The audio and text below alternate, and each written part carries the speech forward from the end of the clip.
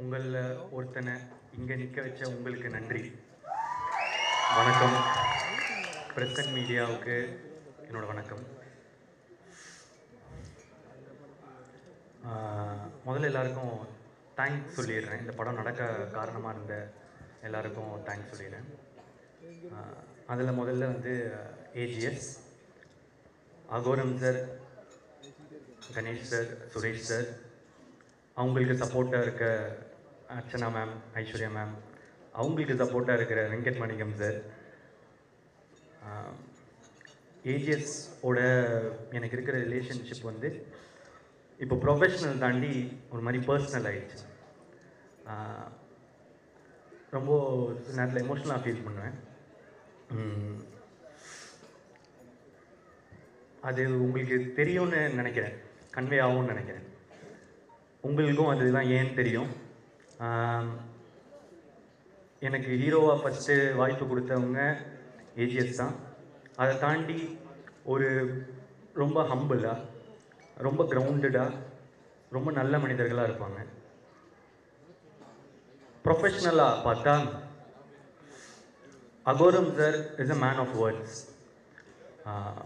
சொல்கிறத செய்வார், சில நேரத்தில் படத்துக்காக சொல்லாததையும் செய்வார். இது எங்களோட 2வது அசோசியேஷன். இன்னும் நிறைய வந்துகிட்டே இருக்கும்னு நினைக்கிறேன். என் மேலே வச்ச நம்பிக்கைக்கு நன்றி. அடுத்தது என் கூட நடித்தவங்க, அவங்க ஃபஸ்ட்டு விஜய், சித்து அண்ட் ஹர்ஷத். ஆமாம், ஒரு பல வருஷம் முன்னாடி ஃபன் பண்ணுறோன்னு ஒரு சீரீஸ் பார்த்துட்டு இருக்கும்போது அதில் வந்து மரத்து பக்கத்தில் சாஞ்சு என்னடா வாழ்க்கை இது டேஷ் மாதிரி அப்படின்னாரு. அதை பார்த்துட்டு எனக்கு ரொம்ப பிடிச்சிட்டு அவருக்கு மெசேஜ் அனுப்பிச்சேன்னு நினைக்கிறேன். சூப்பராக இருக்குது, பயங்கரமாக பண்ணுறீங்க அப்படின்னு. அப்புறம் பல வருஷம் போச்சு. இப்போது அவர் வாழ்க்கை அப்படி இல்லைன்னு நினைக்கிறேன். பயங்கரமாக சூப்பராக இருக்குல்ல. உழைச்சா வாழ்க்கை நல்லா மாறும்ன்றதுக்கு விஜய், சித்து ஒரு எக்ஸாம்பிள். அண்ட் ஹர்ஷத் கான், செம்ம எனர்ஜி, செம்ம ஃபன்னு, ரொம்ப நல்ல பர்ஃபார்மர். நான் அவர் கூட நடிக்கும் போது தான் தெரிஞ்சது, நல்லா நடிக்கிறாரு, சூப்பராக இருக்காரு. All the best. அடுத்து ஹீரோயின்ஸ். லவ் டுடேக்கு ஹீரோயின்ஸ் வந்து பார்க்கும்போது எல்லாருமே கூட நடிக்கிறதுக்கு தயங்கினாங்க. போய் ஃபஸ்ட்டு கோமாளி டைரக்டர் அப்படின்னு சொல்லுங்கள் சார் அப்படின்னுவாங்க. சூப்பர், எக்ஸைட்டடாக இருக்குது ஒர்க் பண்ணேன். யார் ஹீரோ அப்படின்னு கேட்டேன். நான் தான் ஹீரோ. டேட் என்ன சொன்னீங்க? மார்ச் தான் கொஞ்சம் கஷ்டமாக இருக்குது, நான் கொஞ்சம் டேட்ஸ் மட்டும் பார்த்துட்டு சொல்லிட்டா அப்படின்வாங்க. ஓகே, இன்னொரு வெரைட்டி இருக்கும். இதில் பர்ஃபார்மன்ஸ் ரொம்ப அதிகமாக இருக்குது, நான் கொஞ்சம் கம்மி பர்ஃபார்மன்ஸு, கொஞ்சம் ஈஸியாக பர்ஃபார்ம் பண்ணுற மாதிரி படமாக பார்த்துட்ருக்கேன் அப்படின்னு. இது புதுசாக இருக்கே பார்ப்பேன். ஆனால் சில பேர் உண்மையாக வந்து இல்லை சார் நான் கொஞ்சம் பெரிய ஹீரோவோட நடிக்க விரும்புகிறேன் அப்படின்னு சொன்னவங்களுக்கெல்லாம் தேங்க்ஸ்.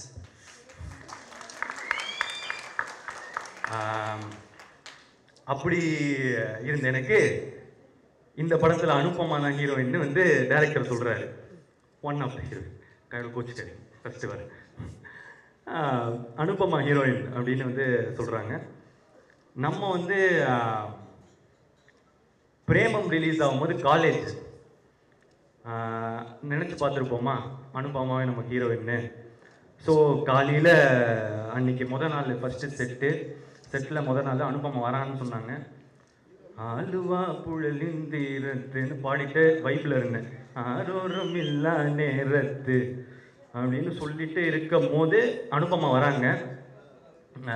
பார்த்தா செம்ம க்யூட்டு, சூப்பராக நடித்தாங்க.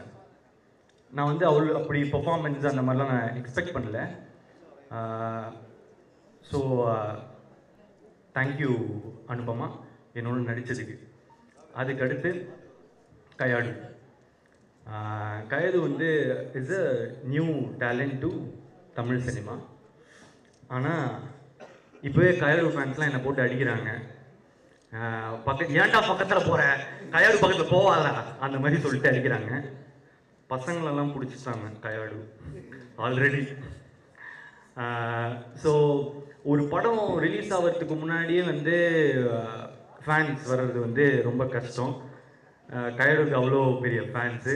ப்ளஸ் அவங்களுக்கு வந்து நல்லா நடிக்கிறாங்க, ரொம்ப ஹார்ட் ஒர்க்கிங், லைன்ஸ்லாம் அவ்வளோ ப்ராக்டிஸ் பண்ணிட்டு வந்து டெடிக்கேட்டடாக ரொம்ப நல்லா இருந்துச்சு பார்க்க. அதை தாண்டி இப்போ ஒரு நல்ல ஃப்ரெண்டு. அகெயின் தேங்க்யூ கயடு என் கூட நடித்ததுக்கு. அடுத்து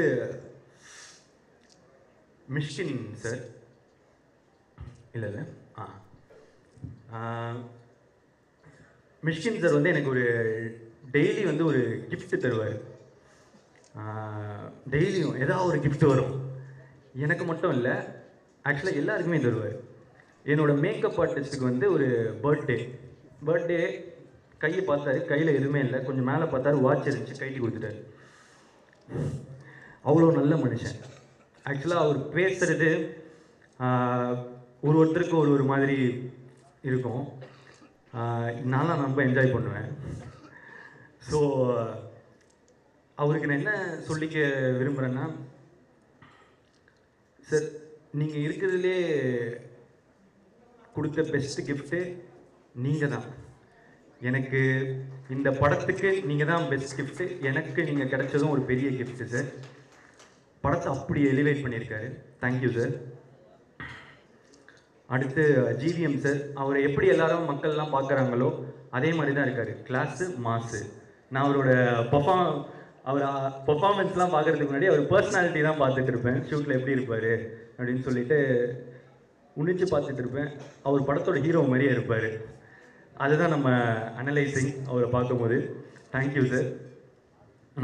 அடுத்து கேஎஸ் ரவிக்குமார் சார்.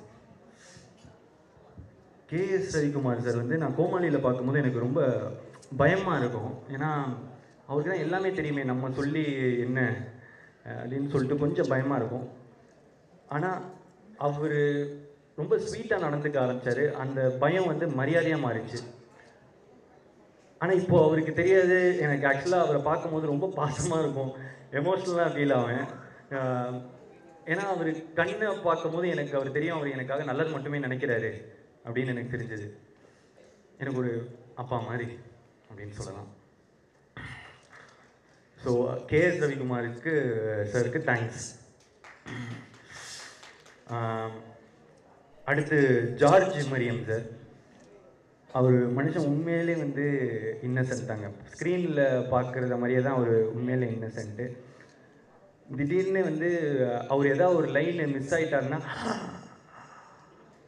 அப்படின்னு ஃப்ரீஸ் ஆகிடுவார். இது வந்து அவர் பெர்ஃபார்ம் பண்ணும் போதுன்னு இல்லை, நான் பெர்ஃபார்ம் பண்ணும் போது கூட அவர் லைன் எதாவது மிஸ் பண்ணிட்டாருன்னா ஃப்ரீஸ் ஆகிடுவார். ஏன்னா ஐயோ அவங்க பெர்ஃபார்மன்ஸை வந்து நம்ம ஸ்பாயில் பண்ணிட்டோமே அப்படின்னு சொல்லிட்டு அடிக்கடி ஒரு இதில் வந்து அழுகுற மாதிரி இருக்கும். நான் அழுதுட்டு இருப்பேன். அதில் வந்து அவருக்கு ஒரு 4 லைன் இருக்கும். அதில் அப்பப்போ அந்த 4 லைனில் வந்து அப்படின்னு சொல்லிட்டு ஃப்ரீஸ் ஆகிட்டே இருந்தார். சார் பரவாயில்ல சார், நோ ப்ராப்ளம் சொன்னால் இல்லை. ஆனால் அவருக்கு அவ்வளோ கஷ்டமாக இருக்கும் அது. ஸோ உண்மையிலே ரொம்ப இன்னசென்ட். அவர் கூட ஒர்க் பண்ணது ரொம்ப நல்லா இருந்துச்சு. அதுக்கப்புறம் இந்துமணி மேம் என்னோடய அம்மாவை நடிச்சிருக்காங்க. ரொம்ப நேச்சுரலாக நடிச்சிருக்காங்க. தேங்க்யூ. அதுக்கப்புறம் நிறைய கெஸ்ட் அப்பியரன்ஸ் இருக்குது. நான் ஷூட்டிங் ஸ்பாட்டில் ரசிச்சுட்டே இருந்த ஸ்னேகா மேம். அதுக்கப்புறம் கோபிகா. அதுக்கப்புறம் வந்து அன்வேஷி ஜெயின். ஏதாவது சில பேரை விட்டுருந்தேன்னா மன்னிச்சிடுங்க. முடிஞ்ச அளவுக்கு ஞாபகம் வச்சுக்கணுன்னு தான் பார்க்குறேன். நிறைய பேர் ஃபேட்மேன், ஜோ, இவங்க எல்லாருமே வந்து நடிச்சிருந்தாங்க. தேங்க்யூ. அடுத்தது டெக்னீஷியன்ஸில் வந்து நிக்கத்தோட ஒர்க் பண்ணணும்னு நான் ரொம்ப நாளாக ஆசைப்பட்டுட்டு இருந்தேன். லைக் லவ் டுடே அந்த டைம்லேருந்தே வந்து கால் பண்ணிட்டு இருந்தேன். ரொம்ப பிஸியாக இருந்தார். அந்த உண்மை தானே, பிஸியாக இருந்தார், ஒர்க் பண்ண முடியல. மிஸ் ஆகிட்டே இருந்துச்சு. ஆனால் இப்போ 2 படம் ஒர்க் பண்ணுறோம் தொடர்ந்து. ரொம்ப சந்தோஷமாக இருக்குது. நான் அவர்கிட்ட எப்பவுமே சொல்கிறது, இன்னும் நீங்கள் ஒரு ஜென்டில் மேன் அப்படின்னு சொல்லுவேன். எல்லாரும் அவர் கத்துறது எல்லாம் பார்க்குறாங்க. ஆனால் நான் அவர்கிட்ட பார்க்குறது வந்து அவர் ஏதாவது தப்பாக இருந்தால் தான் கத்துறாரு. அவருக்கு எல்லாமே கரெக்டாக இருக்கணும், அவ்வளோதான். ரொம்ப ப்ரொஃபஷ்னலாக, ரொம்ப கரெக்டாக. நான் அவர்கிட்ட நிறைய கற்றுக்கிட்டேன், எப்படி பிஹேவ் பண்ணலாம். சிலதெல்லாம் வந்து காலையில் வரும்போது விஷ் பண்ணுறதுலேருந்து, சரி இந்த மாதிரி நிற்கிறது மாதிரி நம்மளும் வந்து பண்ணுவோம் அந்த மாதிரி சொல்லிட்டு நான் இப்போ அதை ஃபாலோ பண்ணுறேன். நல்லதை நான் கற்றுக்க வேண்டியது தானே. ஸோ அதுக்கடுத்து பிரதீப் ராகவ் என்னோட எடிட்டரு, கோமாளி, லவ் டுடே, இப்போ டிராகன் 3 ட்ரெய்லரும் ஹேட்ரிக் அடிச்சிட்டிங்க. எக்ஸ்ட்ராடினரி. Thank you so much. எல்லைக்கு அடுத்து அது வந்துடும். ஆமாம். அடுத்து டிஓபி எடிட்டர். ஆமாம், லியான் ஜேம்ஸ். நான் வந்து இப்போது மியூசிக் ட்ரெய்லரோ இல்லை நான் பார்க்குற ஃபுட்டேஜோ அதெல்லாம் பார்க்கும்போது அவர் ஒரு மாதிரி நெக்ஸ்ட் லீக் போயிட்டாருன்னு எனக்கு தோணிடுச்சு. அந்த மியூசிக்கோட சவுண்டிங்லேருந்து இதுலேருந்து எல்லாமே பயங்கரமாக இருக்குது. எனக்கு வந்து ஆல்பம் வந்து இப்போது ரொம்ப ஃபேவரட் ஆல்பம். உங்களோட பழைய காம்பினேஷன் வித் அஸ்வத், அதுவே எனக்கு அது ரொம்ப பிடிச்சிருந்துச்சு. ஆக்சுவலாக உங்கள் கோட் 2 ஆல்பம்லேருந்து எனக்கு ரொம்ப பிடிக்கும். அந்த இடத்துலேருந்து ப்ளஸ் அதுக்கு முன்னாடி நடந்த திமிரு காட்டாதடி, அது என்னோட one of the favourite song. Vicky bro உங்களோட combination. Leon, thank you so much. I wish great for you. Ya. And அதுக்கப்புறம் fight master Dileep Subbarayan sir, Vicky master, first time என்னை ஃபைட் பண்ண வச்சதுக்கு தேங்க்யூ ஸோ மச். அண்ட் அதுக்கப்புறம் choreographers Brinda ma'am, Azar, Sandy master, Anusha, Suren, எல்லோரும் உங்களோட எஃபர்ட்ஸுக்கு thanks. என்னோட நீங்கள் தான் எஃபர்ட் பண்ணணும். So thank you so much. அதுக்கப்புறம் லிரிசிஸ்ட், இங்கே பாருங்கள், என்ன பாருங்கள், ஸோ விக்னேஷ் சிவன் சார்கிட்ட ப்ரோ அப்படியே சொல்லிடலாம்ல. விக்னேஷ் சிவன் ப்ரோ கிட்ட நான் வந்து ஒன்று தான் அடிக்கடி சொல்லுவேன், ப்ரோ தமிழ் சினிமாவில் நீங்கள் one of the best lyricist அப்படின்னு வந்து அடிக்கடி நான் வந்து சொல்லுவேன். அவர் ஒருவேளை நான் அவர்கிட்ட பர்சனலாக சொல்கிறதுனால நான் சும்மா கூட சொல்கிறேன்னு நினச்சிக்கலாம். அதனால தான் இதை மேடையில் சொல்லணும்னு விரும்பினேன். எனக்கு அவரோட பாடல்கள் ரொம்ப பிடிக்கும். அண்ட் முக்கியமாக எனக்கு இப்போ கொடுத்த ரைஸ் ஆஃப் த டிராகன், அந்த பாட்டை எழுதணுன்னா நீங்கள் உங்களுக்கு என் மேலே பாசம் வந்தாலும் இல்லை என்னை ரசித்தா மட்டும்தான் எழுத முடியும். Thank you so much. யாருன்னு இப்போது தெரியாது, பேரை ஊரு கட்டும் ஒரு நாள் அப்படின்னு நீங்கள் எனக்கு வந்து எழுதினது thank you. And all the elevation BGM Leon கொடுத்ததுக்கு thank you so much. And Vicky bro பற்றி டைரக்டராகவும் சரி, ஃப்ரெண்டாகவும் சரி, இன்னும் நிறைய பேசணும். அதுக்கு வந்து வேற ஒரு மேடை சீக்கிரமாக ஒன்று வரும். ஸோ அங்கே மீதி. அடுத்து கோசேஷா. யா, அதில் எனக்கு ரொம்ப நீங்கள் எழுதின இதுலேயே ரொம்ப ஃபேவரட்டான லைன் வந்து, ஒன்று ரசித்த எனக்கு இது வேணும், ஒன்று நேசிச்ச எனக்கு இது வேணும், உன்னை நம்பி நான் கிடந்தேனே எனக்கு இன்னும் வேணும்டி. எப்பேற்பட்ட வரிகள். ஸோ நம்மளோட ஃபேவரட் லைன் அது. Thank you so much again. அதுக்கப்புறம் அப்பெல்லோ, ரொம்ப புது talent. Thank you again. Lyricist, singers, அப்பா அனிருத் சார், இவ்வளோ உங்கள் பிஸி ஷெட்யூலில் எங்களுக்கு அந்த பாட்டை ரொம்ப ஸ்வீட்டாக பாடி கொடுத்தது. It means a lot. Thank you so much. And Sid Sriram sir, எனக்கு வந்து என்னை விட்டு உயிர் போனாலும் கொடுத்தீங்க. டைரக்டருக்கு வந்து கதைப்போமா கொடுத்தீங்க. இப்போ எங்களுக்கு வந்து வழித்துணையை கொடுத்துருக்கீங்க. தேங்க்யூ. அதே பாட்டில் சஞ்சனா பாடியிருக்காங்க, ரொம்ப நல்லா பாடியிருக்காங்க. தேங்க்யூ. அப்புறம் இந்த ஒரு பாட்டு இன்னும் ரிலீஸ் ஆகலை. டைரக்டர் வந்து என்கிட்ட வந்து ஒரு டிவைனான வாய்ஸ் இருந்தால் நல்லாயிருக்கும் அப்படின்னு சொன்னார். யுவன் சார் விட்டா வேறு யாருங்க? ஸோ வந்து யுவன் சார் எங்களுக்காக ஒரு பாட்டு பாடியிருக்காரு. தேங்க்யூ. அதுக்கப்புறம் வேறு என்ன பாட்டு?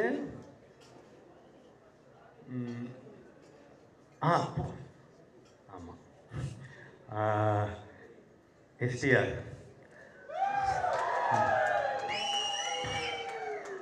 சார். Thanks sir. ஃபஸ்ட்டு இந்த பாட்டு நீங்கள் பாடினதுக்கு தேங்க்ஸ். அடுத்து இந்த ஒரு படத்தில் நீங்கள் இந்த படத்தில் நடிக்கவே இல்லை, உங்களுக்கு அந்த ப்ரோமோலாம் பண்ணணும்னு அவசியமே இல்லை. ஆனால் என்ன கிடைக்கும்னு பார்க்காம என்ன கொடுக்கலான்னு பார்க்குற உங்கள் தங்க மனசுக்கு தேங்க்யூ ஸோ மச்.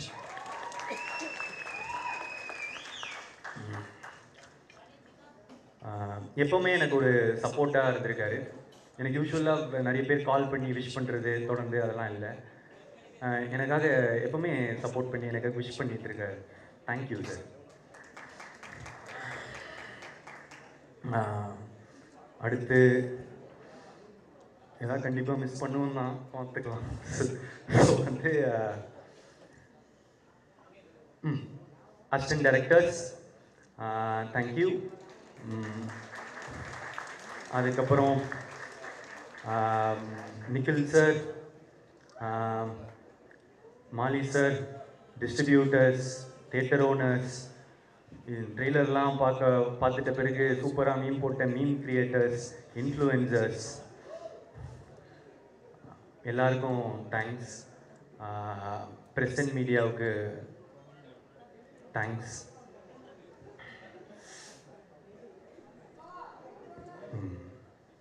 கடைசியாக டைரக்டர் அஸ்வத் மாரிமுத்து,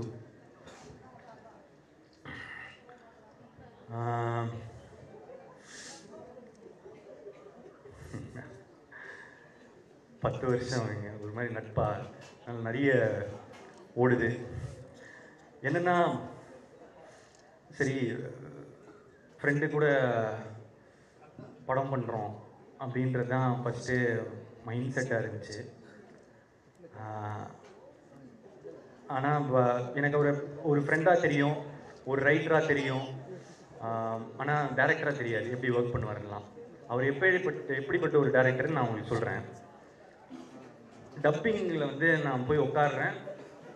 முதல் டைலாக் என்னென்னா, நான் டை கட்டும் போது அப்படின்னு சொல்லிட்டு இது ஏற்றி கட்டணும், இவ்வளோதான். இவ்வளோதான். இப்போ இந்த ஊக்கு வந்து பிரதீப் அந்த ஊனில் ஒரு கான்ஃபிடென்ஸ் இல்லை அப்படின்னாரு. கான்ஃபிடென்ட்டாக அவங்க சொல்லு. ஊனில் ஒரு கான்ஃபிடென்ஸா? ஓகே. அந்த இப்போ ஒரு ஊ சொன்னல, அந்த மாதிரி இன்னும் கொஞ்சம் அதிகமாக. பிரதீப் அவ்வளோ இல்லை, நீ ஊ சொல்லும் போது வெளியே இருக்கிறவங்களுக்கா கேட்கணும், உனக்கு நீயே ஒன்று அப்படி பண்ணிக்கிறது தானே. சரி சரி, இது சொன்னால் கேட்கவே கேட்காது. ஓகே. இது இப்போ என்ன பண்ணுற, மூச்சு விட்டுட்டே அந்த ஊமை சொல்லு. ப்ளோ வருதுடா. ஓகே. கிராக் ஆகிடுச்சு. பேஸாக சொல்லு. ஓகே. ஊவை கான்ஃபிடென்ட்டாக சொல்லணும், பேஸோட சொல்லணும், கிராக் ஆகக்கூடாது, மூச்சு வரக்கூடாது, மூச்சு விடணும், சத்தமாகவும் இருக்கக்கூடாது, சத்தம் இல்லாமல் இருக்க முடியாது, ஒரு மாதிரி கேட்குற மாதிரி இருக்கணும். இல்லை இல்லை இல்லை அப்படின்னு போய்கிட்டே இருந்துச்சு. ஓய்யோ செத்தேன்டா இன்னைக்கு அப்படின்ற மாதிரி அவ்வளோதான் முடிஞ்சு இந்த டப்பிங்கு அப்படின்னு மனசில் நினச்சிக்கிட்டேன். இப்போ என்னென்னா, சார் ப்ரோ என்ன பண்ணுங்க, அந்த வீடியோவை கட் பண்ணுறீங்க, நான் பாட்டுக்கு ஊவா தரேன், நீங்கள் எந்த ஊ கரெக்டாக இருக்குன்னு நீங்கள் வச்சுக்கோங்க அப்படின்னு சொல்லிட்டு சொல்லிட்டு நான் பாட்டுக்கு கொடுக்க ஆரம்பிச்சிட்டேன். இது இல்லை, அப்பவும் சாட்டிஸ்ஃபேக்ஷன் இல்லை, என்ன பண்ணுறது இல்லை. அதுக்கப்புறம் ப்ரோ நீங்கள் ஒரு தப்பாக எடுத்துக்கலாம், ஒன்று செய்யலாமா, ஊவோட வாய்ஸ் யாருக்கும் தெரியாது, நீங்கள் வந்து அந்த மட்டும் கொடுத்துட்டீங்கன்னா ஆடியன்ஸுக்கு தெரியாது, விட்டுடலாம். அது எப்படிரா, இவ்வளோ ஊழியே நான் இவ்வளோ பர்ஃபெக்ஷன் பார்க்குறேன், என் வாய்ஸ் வந்தால் தப்பாக இருக்காது அப்படின்னாரு. அப்புறம் நான் பல 100 ஒரு அரை மணி நேரம் 1 மணி நேரம் போச்சு ஊழியே. ஒரு இப்போ கூட சாட்டிஸ்ஃபேக்ஷன் இல்லை, ஏதோ கிடைச்சது வந்துருச்சுன்னு சொல்லி விட்டார். ஸோ அப்படி பார்த்த ஒருத்தருக்கு சரி இப்படி பண்ணுறாரு அப்படின்னு யோசிக்கும் போது சரி நான் ஏன் பண்ணேன் அப்படின்னு கேட்டால் ஏன்னா நம்பினேன். நல்லதாக தான் பண்ணுவார், எனக்கு ஃப்ரெண்ட் இல்லை. ஏன்னா ஒரு ஃப்ரெண்டு சில நேரத்தில் வந்து அன்பாக சொல்லுவான், சில நேரத்தில் அடித்து சொல்லுவான், ஆனால் நமக்காக நல்லது மட்டும்தான் சொல்லுவான். அது வந்து நான் எனக்காக எப்போவுமே நல்லது மட்டும் நினைக்கிற அஸ்வத், எனக்கு அஸ்வத் ப்ரோ. நான் எப்போவுமே அவர் ப்ரோன்னு கூட சொல்கிறாரு என்ன, ஏன்னா அண்ணன்னு கூப்பிட்டா கொஞ்சம் வயசு அதிகமாக இருக்கும்டா, அந்த மாதிரிலாம் பொண்ணுங்க முன்னாடி கூப்பிடாத அப்படின்றாரு. அதனால ப்ரோன்னு சொல்கிறாரு. ஆனால் எனக்கு வந்து உண்மையிலேயே என் மனசுலேருந்து நான் என்றைக்குமே அவர் அண்ணாவை தான் பார்க்குறேன். தேங்க்ஸ்ண்ணா.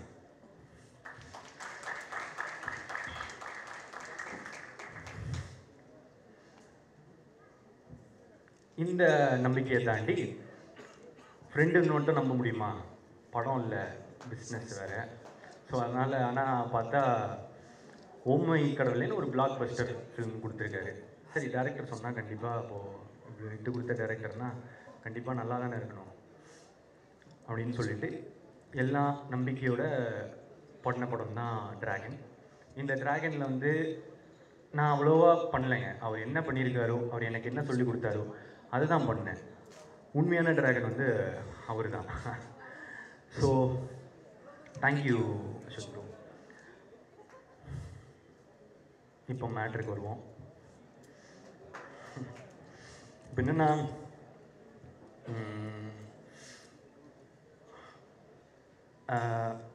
இந்த ட்ரெய்லர் பார்த்துருப்பீங்க.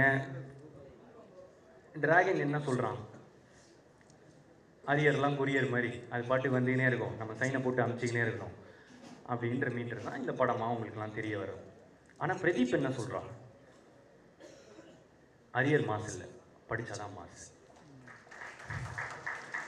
ஏன்னா நான் இதுக்கு முன்னாடியே வந்து சொல்லியிருக்கேன் ஒரு மேடையில், ஒரு டிகிரின்றதும் ஒரு படிப்புன்றது எவ்வளோ இம்பார்ட்டண்ட்டுன்னு. எங்கள் அப்பா எங்களை ரொம்ப கஷ்டப்பட்டு படிக்க வச்சதுனால தான் எனக்கு கோமாளின்ற ஒரு படமே கிடைச்சதும் நான் சொல்லியிருக்கேன். ஃபஸ்ட் டைம் கிராஜுவேட்ஸ்க்கு, ஃபஸ்ட் ஜென்ரேஷன் கிராஜுவேட்ஸ்க்கு அது எவ்வளோ இம்பார்ட்டண்ட்டுன்னு தெரியும். பிரதீப் வந்து 12th 98% வாங்கி, காலேஜில் 80% வாங்கி, ஐடியில் பிளேஸ் ஆகி 1.5 வருஷம் வேலை செஞ்சு, கேப்பில்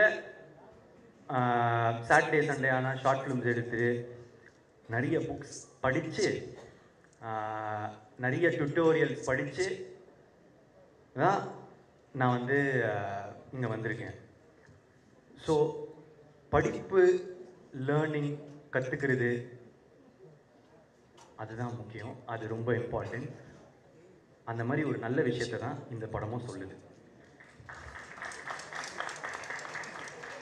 அப்புறம் இன்னொரு விஷயம், நல்ல விஷயம் சொல்லுது அம்மா அப்பா பற்றி.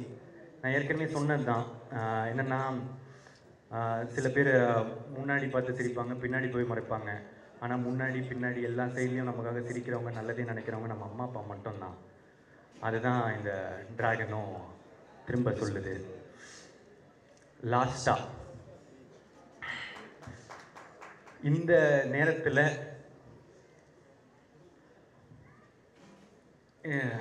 சில பேர் வந்து என்ன நம்மளை வந்து அடிக்கவும் செய்கிறாங்க.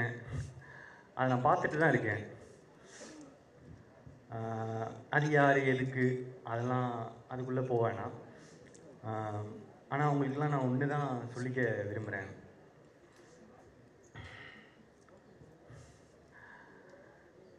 ஒரு செடி வளரும்போது சில பேர் வந்து அதோட இலையை பிச்சு போட்டு போவாங்க, காம்பை உடச்சி போட்டு போவாங்க, சில பேர் மிதிச்சுட்டு போவாங்க. ஆனால் அந்த டைம்லெல்லாம் அந்த செடியோட வேர் கீழே வளர்ந்துட்டு ஸ்ட்ராங் ஆகிட்டு போயிட்டு தான் இருக்கும். அது மட்டும் அந்த இப்போ கொடுக்குற வழியெல்லாம் தாங்கிடுச்சுன்னா அதுக்கப்புறம் அது ஒரு பெரிய மரமாக வளர்றத யாராலையும் தடுத்து நிறுத்த முடியாது. இந்த நேரத்தில் அந்த செடிக்கு தண்ணி ஊற்றுற எல்லாருக்கும் நன்றி.